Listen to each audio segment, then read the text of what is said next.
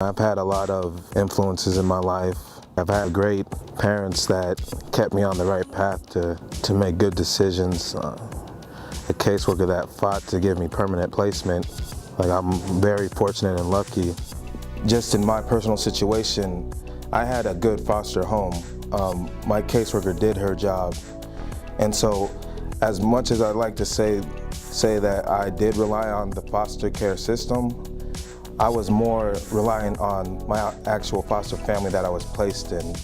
Jacobi Jordan, and I am foster care. I wasn't put into foster care, I was born into it. I was put into a stable home with a loving family, and that's what foster care meant to me. As a baby, I was diagnosed with a medical problem called hydrocephalus, which is too much spinal fluids being produced where it caused pressure to be put on the brain. From the first time I saw him, he was my baby, and I felt that responsibility to be able to give the love to him. I knew that I wanted to be JJ's forever family when my wife stayed at the hospital.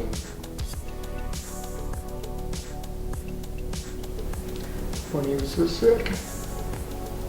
You can see some tremendous stories that are out there, whether it's a story like Jacobi's or whether it's a story like many other young people have in the system. They're placed in a single foster home. They stay in that foster home for most of the duration of their placement in care. Whether they're adopted or they're not adopted, that home becomes their family. You can't learn to take care of yourself in a 2-week session. It just doesn't work. Life isn't like that. You learn by guidance, what your parents tell you. You make mistakes, and you should always have someone where you can call when you don't know what to do. We don't get to tell the happy stories.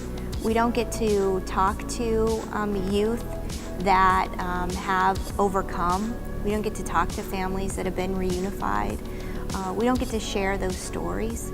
And for me, I think there's a lot of opportunity there to show that resiliency and that perseverance, and to really educate the community about our system.